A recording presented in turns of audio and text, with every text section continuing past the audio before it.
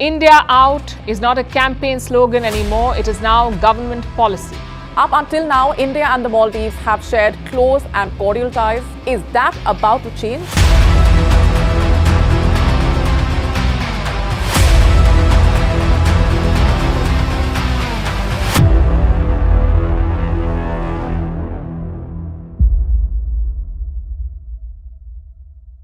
जिस ओशन के नाम में ही है इंडियन ओशन, वहीं पर अब लग रहे हैं इंडिया आउट के स्लोगन्स। क्या स्ट्रिंग ऑफ पर्ल्स से इंडिया को घेरने में चाइना हो गया है फाइनली सक्सेसफुल?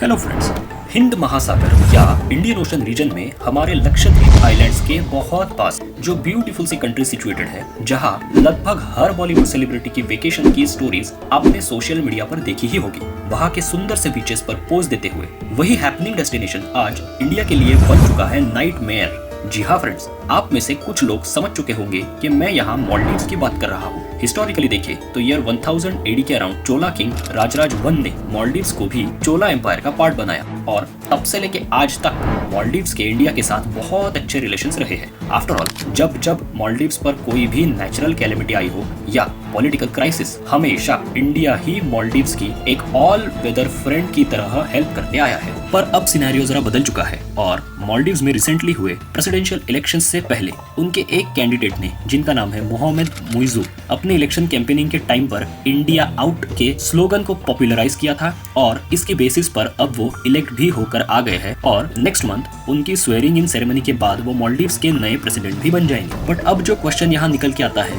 कि मालदीव्स में इंडिया का ऐसा कौन सा एसेट या प्रेजेंस है जिसकी वजह से इंडिया आउट के नारे लगाने पड़ रहे हैं?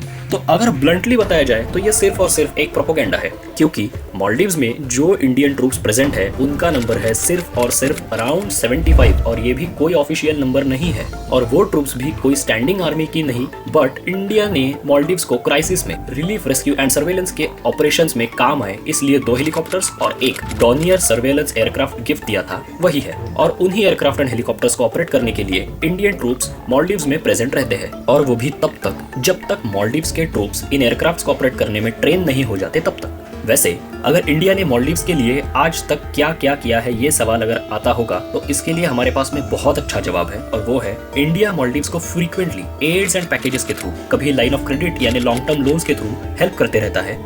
जब 2004 में सुनामी से मालदीव्स का काफी नुकसान हुआ था, तब भी सबसे पहली हेल्प अगर किसी कंट्री ने प्रोवाइड की थी तो वो था इंडिया। साथ ही 1988 में then president of Maldives mister Abdul Gayoom के अगेंस्ट कुछ रेबल्स ने श्रीलंकन ग्रुप्स की हेल्प से एक आर्म्ड रिबेलियन को प्लान किया और मिलिट्री कू होने ही वाला था उसके वक्त तब के देन प्रेसिडेंट ऑफ मालदीव्स ने इंडिया को हेल्प मांगी। Being a reliable partner and a friend, India ने तुरंत उन्हें हेल्प की और उसकी वजह से उनकी गवर्नमेंट स्टेबल रही, जिसकी वजह से आगे कई सालों तक के इंडिया मालदीव्स के रिलेशंस में एक नेक्स्ट लेवल ऑफ कोऑपरेशन को देखने को मिला। अब उसी के साथ अगर देखें तो मालदीव्स में अराउंड 2014-15 जब ड्रिंकिंग वाटर की काफी डेंजरस स्कैरसिटी हो गई थी, तब भी इंडिया ने अपनी एयरफोर्स की हेल्प से पैकेज ड्रिंकिंग वाटर से मालदीव्स की हेल्प की। इंफ्रास्ट्रक्चर वाइज मालदीव्स का सबसे बड़ा प्रोजेक्ट जिसका नाम है ग्रेटर माले कनेक्टिविटी प्रोजेक्ट, उसमें भी इंडियन कंपनी एफकॉन्स ही मालदीव्स की हेल्प कर रही है। एक्चुअली हमने अपने पिछले कुछ वीडियोस में, स्पेशली श्रीलंका वाले वीडियो में भी आपको एक कंसेप्ट बताया था जिसका नाम है स्ट्रिंग ऑफ पर्ल्स थ्योरी, मतलब मोतियों की माला। इंडिया के अराउंड इंडियन ओशन में जितने छोटे बड़े आइलैंड्स हैं उनके साथ कोई ना कोई मिलिट्री डील करके या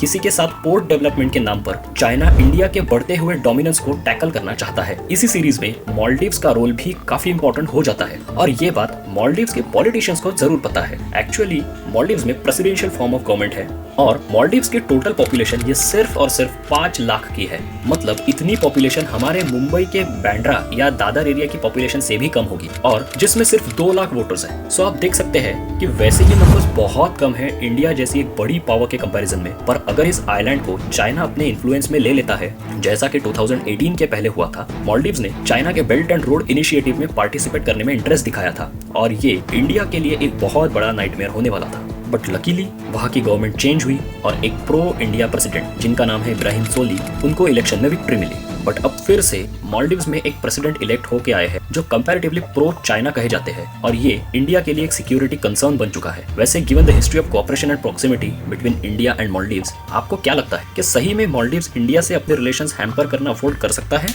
या ये चाइना कार्ड सिर्फ एक बार्गेनिंग चिप है इंडिया के अगेंस्ट? इस बात को आप हमें कमेंट करके जरूर बताइए। और अब आते हैं इस वीडियो के सबसे इंटरेस्टिंग पार्ट पर। क्या आपको पता है कि यूपीएससी की प्रिपरेशन में कोई भी सीरियस एस्पिरेंट, चाहे वो फन अकेडमी में जाके पढ़ता हो या फिर मिस्टर भाजीराम का प्रिय शिष्य हो, टेस्ट के लिए वो सरल यूपीएससी का रैंक 1 प्रोग्राम ही लगाता है, क्योंकि ये एक ऐसा यूनिक प्रोग्राम है जिसमें आपको यूपीएससी एग्जाम को सरल तरीके से कैसे डिवाइड एंड कॉन्कर करके जीता जा सकता है उसकी रेडीमेड रेसिपी मिलती है। इस प्रोग्राम के बारे में और डिटेल्स को जानने के लिए आप डिस्क्रिप्शन में दी हुई लिंक को यूज करें और ऐसे ही इंटरेस्टिंग टॉपिक्स पे आने वाले अगले वीडियोस को देखने के लिए चैनल को सब्सक्राइब करें, क्योंकि ऐसा करने से अब यूपीएससी होगा और भी सरल।